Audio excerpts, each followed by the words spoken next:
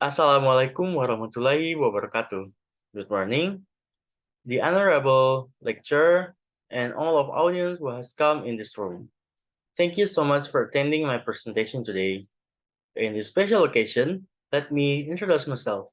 My name is Muhammad Fadil Fajar, with student number D101 1N1 086 from Laboratory of Regional Planning, Tourism and Disaster Mitigation. I will be presenting my final project with the title Spatial Impact of the Flood on Informal Settlement Area based on flood modeling in Panakukang and Manggala District, Makassar City, with supervised by Mr. Dr. Engineering Ihsan STMT and Mr. Laude Muhammad Asfan Mujahid STMT.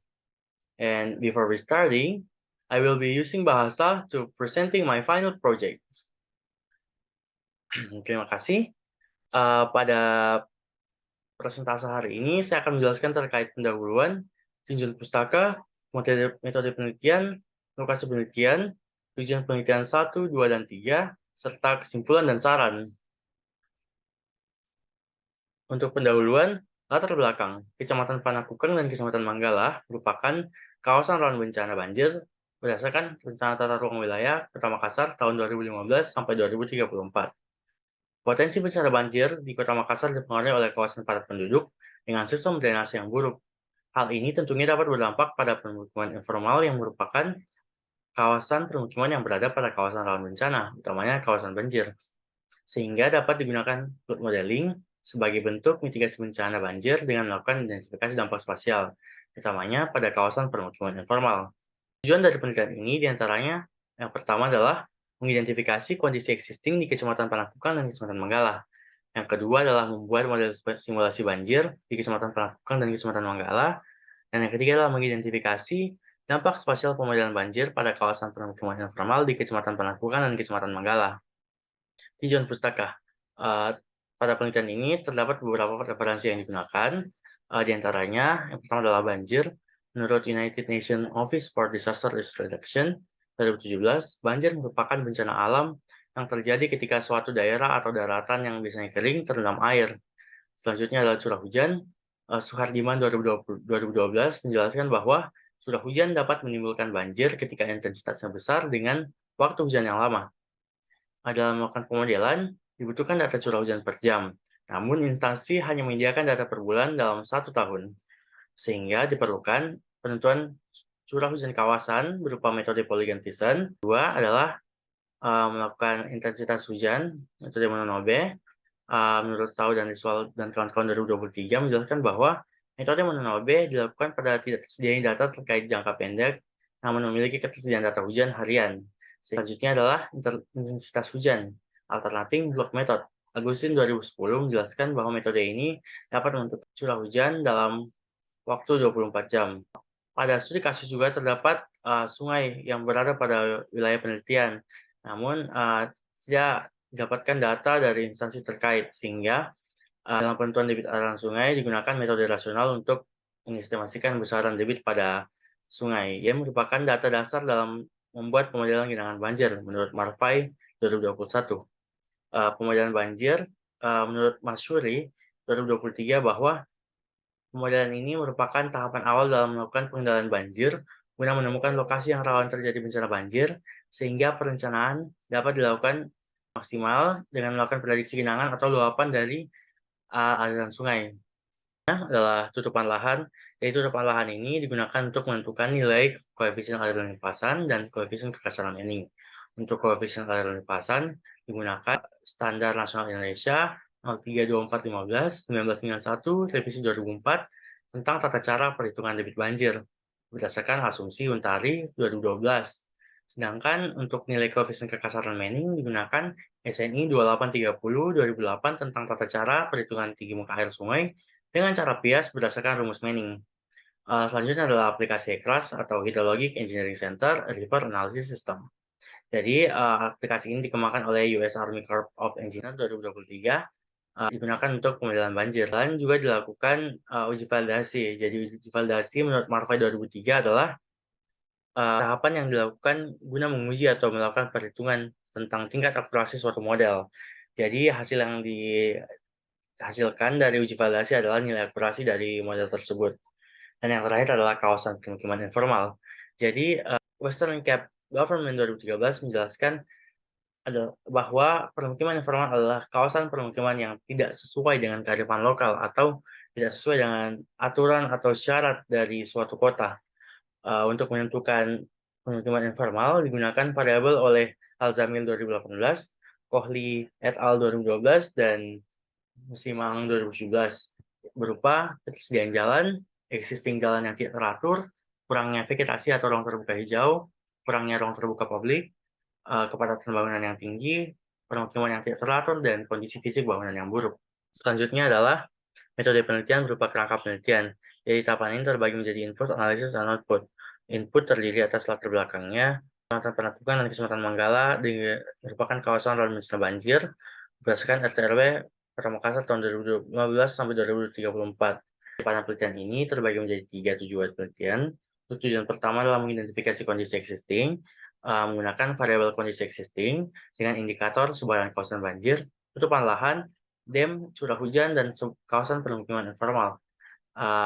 Pada tahapan ini menggunakan analisis deskriptif kualitatif, deskriptif kuantitatif, spasial, dan curah hujan kawasan dengan metode polygon Thiessen. Untuk penelitian kedua adalah membuat model simulasi banjir menggunakan variabel flood modeling dan uji validasi. Untuk flood modeling menggunakan indikator terrain, geometri data, dan cover data, unsteady flow data. Dengan analisis kuantitatif menggunakan metode Mononobe, alternating block method, dan metode relasional, serta analisis pemodelan banjir. Untuk uji validasi menggunakan indikator sebaran kawasan banjir dan model simulasi banjir dengan analisis conversion matrix dan analisis spasial dengan menggunakan metode overlay. Untuk tujuan penelitian ketiga adalah mengidentifikasi dampak sosial pemodelan banjir pada kawasan permukiman informal. Jadi penentuan hasil dari rumusan masalah ketiga ini digunakan output dari tujuan penelitian 1 dan tujuan penelitian 2 yang menggunakan variabel dampak spasial banjir dengan indikator kawasan permukiman informal dan model simulasi banjir. Menggunakan analisis spasial dan analisis deskriptif kuantitatif, sehingga menghasilkan dampak spasial bencana banjir pada kawasan permukiman informal berbasis flood modeling di Kecamatan Panakukang dan Kecamatan Manggala, Kota Makassar. Selanjutnya adalah metode penelitian berupa tabel variabel penelitian, seperti yang dijelaskan sebelumnya, kurang lebih hampir sama. Untuk variabel untuk tujuan penelitian pertama, menggunakan data primer berupa data tutupan lahan dan sebaran kawasan banjir serta kawasan permukiman informal. Untuk data sekunder menggunakan data dam dan data curah hujan sehingga menghasilkan output peta sebaran kawasan banjir, peta tutupan lahan, peta dam, peta polygon Thiessen, peta kawasan permukiman informal. Kedua adalah flood modeling menggunakan data primer berupa terrain dan cover data. Di antaranya adalah dam dan tutupan lahan. Untuk data sekunder digunakan pada geometri data dan unsteady flow data validasi menggunakan data primer dan menghasilkan output peta model simulasi banjir berdasarkan skenario, peta model simulasi banjir pada jam ke-12 dan jam ke-24 serta pada kondisi maksimal, peta pixel conversion matrix dan nilai akurasi model banjir. Dan penelitian ketiga, primer dan menghasilkan peta dampak spasial bencana banjir pada kawasan permukiman informal. Untuk lokasi penelitian berada pada Kota Makassar, tepatnya berada di Kecamatan Panakukang dan Kecamatan Manggala. Untuk pemilihan lokasi dilakukan berdasarkan riwayat banjir dan statusnya pada RT/RW. Tujuan penelitian 1 untuk yang pertama adalah tutupan lahan. Jadi setiap tutupan lahan memiliki nilai koefisien aliran, limpasan, dan kekerasan Manning. Dan tutupan lahan dominan pada lokasi penelitian adalah tutupan lahan permukiman dengan luasan 16,21 km persegi. Dapat dilihat pada peta untuk persebaran kawasan tutupan lahan, curah hujan. Penentuan jangkauan hujan berdasarkan stasiun dilakukan menggunakan curah hujan yang mempengaruhi Kota Makassar. Di antaranya stasiun hujan Pautere, stasiun hujan Barombong, stasiun hujan wilayah 4 Makassar, stasiun hujan Wiring Romang, dan stasiun hujan Sultan Hasanuddin. Sedangkan lokasi penelitian hanya dipengaruhi oleh 3 stasiun hujan, di antaranya stasiun hujan Pautere, wilayah 4 Makassar, dan Wiring Romang. Dapat dilihat pada tabel 1 bahwa data curah hujan dari stasiun hujan Kota Makassar tahun 2021 yang terbesar adalah bulan Desember. Sehingga data inilah yang digunakan untuk menentukan curah hujan per jam pada lokasi penelitian. Selanjutnya adalah DEM atau Digital Elevation Model.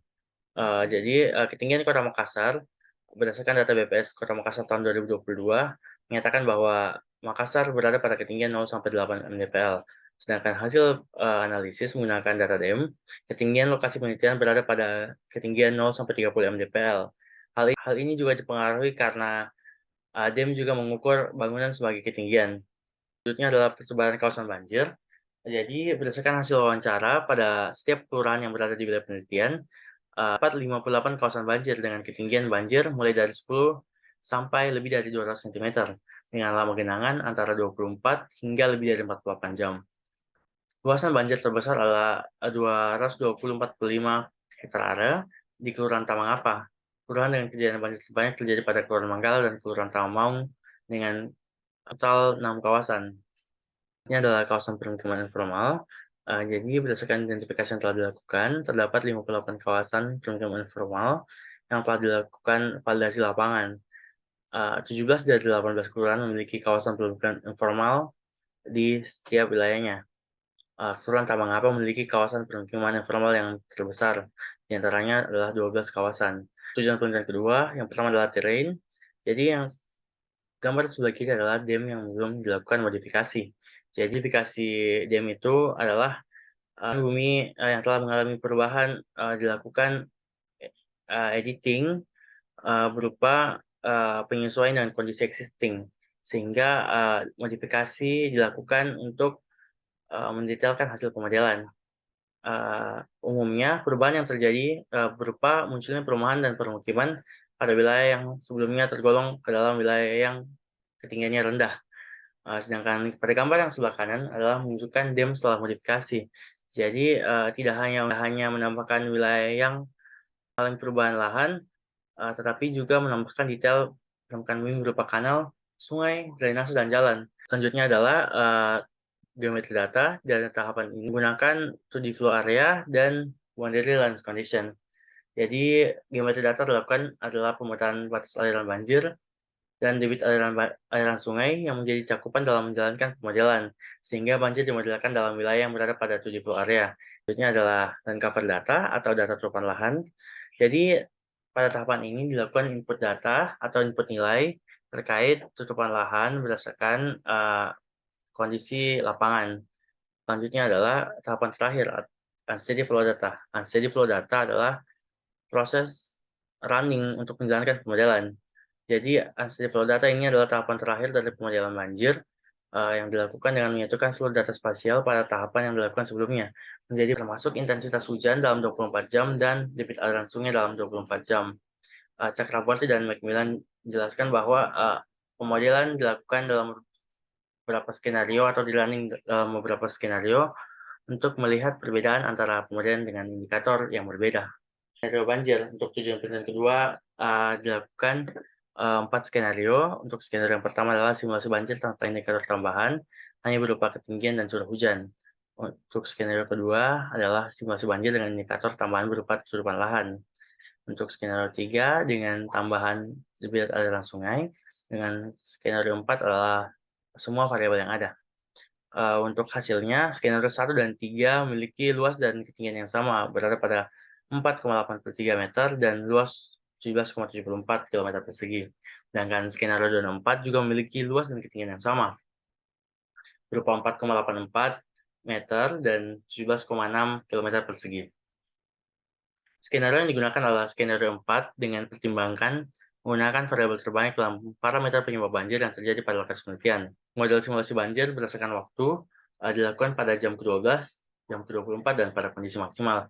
Jadi, pada tabel 6 ditampilkan perbandingan ketinggian dan luas banjir pada skenario 4, menunjukkan bahwa banjir pada kondisi maksimal merupakan yang terluas dan dengan tinggi yang tertinggi.